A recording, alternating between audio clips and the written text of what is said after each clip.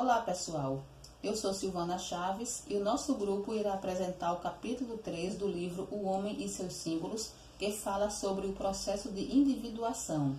Mas vamos relembrar que no início das apresentações já fomos apresentados ao conceito de inconsciente e à linguagem simbólica. Como conceito de inconsciente, temos as estruturas coletivas e individuais, em que as coletivas podem ser direcionadas para as linguagens universais, ou melhor, para as imagens universais, os arquétipos, e as estruturas individuais são aquelas guardadas em nós e que em algum momento reaparecem em nossas vidas.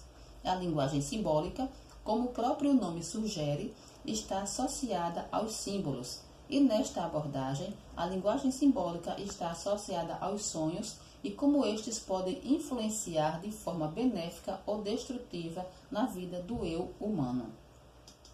Dr. Jung, em suas pesquisas, faz alguns questionamentos acerca dos sonhos. Qual o papel da vida onírica no indivíduo?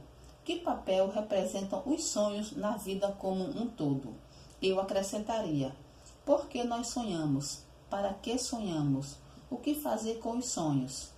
Embora esqueçamos, na maioria das vezes, o que havíamos sonhado, o sonho reflete cenas e imagens importantes para a compreensão de nossos processos psicológicos, mesmo esses sonhos tendo imagens distorcidas, fragmentadas e sem nexo.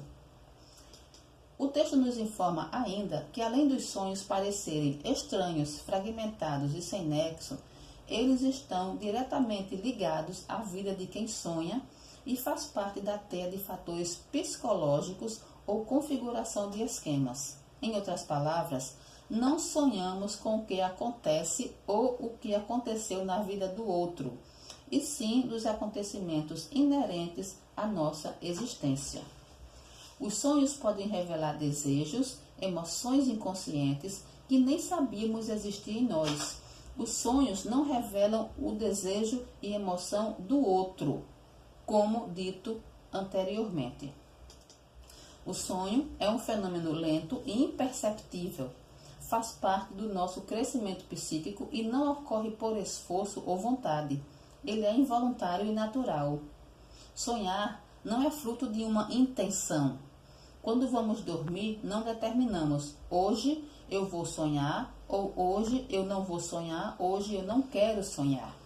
Esse processo trata-se de um modo específico de funcionamento do eu humano, que não depende da vontade, do desejo, da intenção ou do objetivo. E por ser um fenômeno involuntário, ele é um processo que na psicologia junguiana dá-se o nome de individuação. Além dessa definição que está no slide, individuação consiste no processo em que uma pessoa se torna indivíduo, ou seja, para se tornar indivíduo, terá que vivenciar o processo de individuação, que nada mais é que o conhecimento de si mesmo.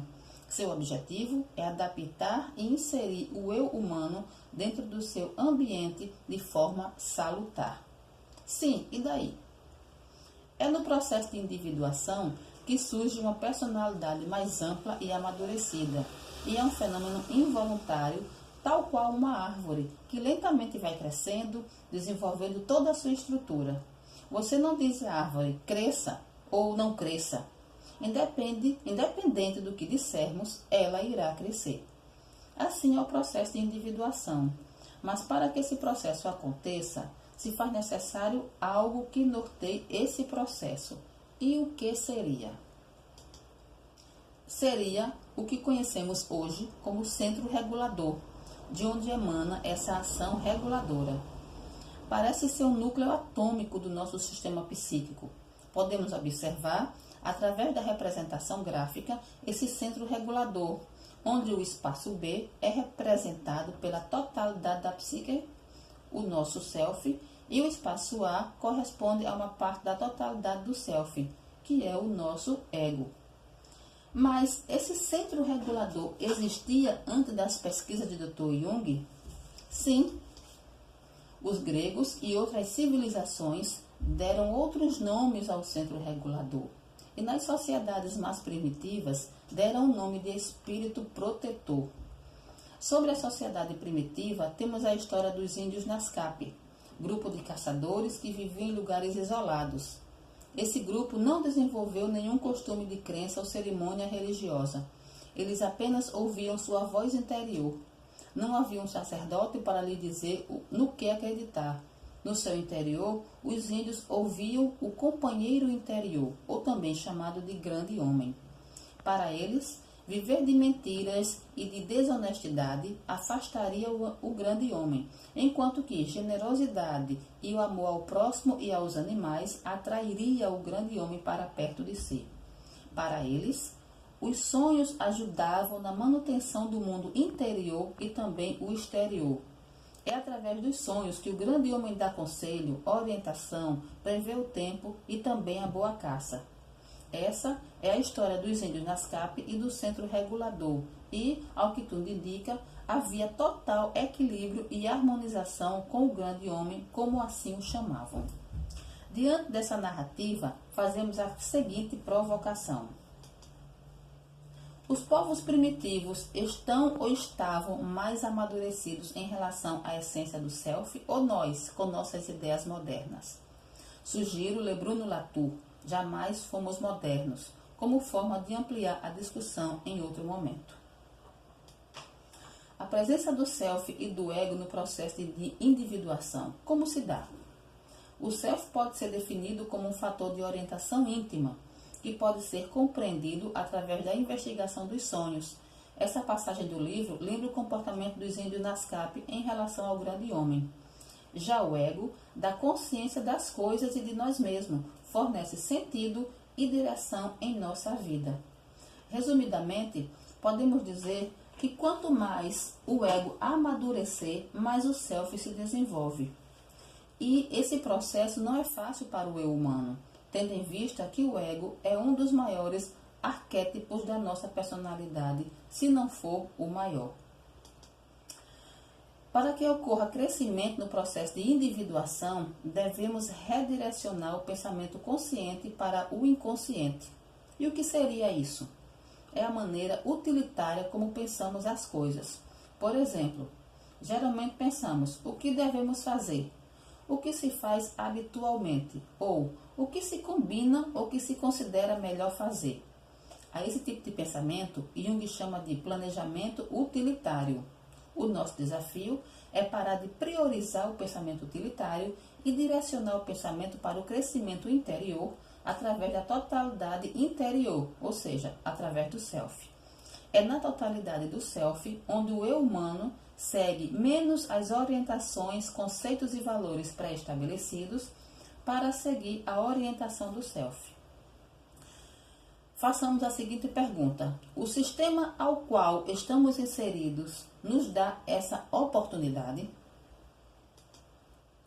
O processo de individuação pode ser resumido da seguinte forma: só é real se a pessoa estiver consciente dele. É mais do que um acordo entre o ego e self. Sugere a intervenção ativa de uma força suprapessoal, talvez o grande homem. O ego deve ser capaz de ouvir e de entregar-se ao impulso interior do crescimento.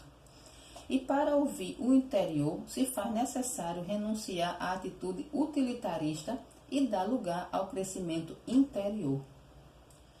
Então, diante dessas questões inerentes ao processo de individuação, onde e talvez o grande homem dos índios Nascape se faz presente, fazemos uma outra provocação. Deus é uma representação arquetípica do self? Sim, mas não do ponto de vista teológico, e sim do ponto de vista da psique humana, ou seja, partir da linha na qual a psique humana cria espontaneamente imagens e conteúdos religiosos. O livro Memória, Sonhos e Reflexões amplia bem essa abordagem. E como se dá o primeiro acesso do inconsciente? Na infância e na idade escolar. Na infância, através dos primeiros sonhos, através de acontecimentos real ou positivo ou negativo. Na imagem mais à direita, vemos, ao que tudo indica, uma criança sendo espancada por um adulto. Esse acontecimento irá refletir em sua vida adulta. Já na idade escolar, trabalha-se na criança o processo de individuação, bem como a questão do coletivo, da partilha e do conviver em grupo. Ainda na primeira fase, não sabem lidar com o caos existente ou vivem em um dinamismo arquetípico. Nas imagens, vemos duas crianças em situações diferentes. As imagens falam por si.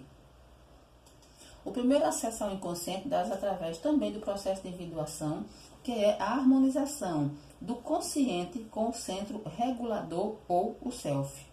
Quando há uma clivagem entre os dois pontos, gera um sofrimento de choro, de raiva, de tristeza, de angústia. E como o ego reage? Quando o ego sente-se tolhido nas suas vontades e desejos, geralmente projeta a culpa em qualquer objeto exterior, a religião, o financeiro, pessoas próximas ou qualquer outra situação se torna responsável pela frustração do ego, que acaba responsabilizando alguém ou alguma coisa. E o que fazer? Voltar-se para as trevas que se aproximam, sem nenhum preconceito e com toda simplicidade, e tentar descobrir qual o objetivo secreto e o que vem solicitar do indivíduo. Temos então que dar início a esse processo engolindo todos os tipos de verdades amargas. O homem e seus símbolos. O processo de individuação diz respeito a como os sonhos são deveras importantes na vida dos seres, pois através destes contempla-se uma totalidade. Totalidade essa que tenta ser explanada à luz do ego e do self, onde o ego precisa conhecer todas as instâncias presentes na psique para levar estas à consciência e florescer no indivíduo o grande homem encontrado entre os índios Nazca.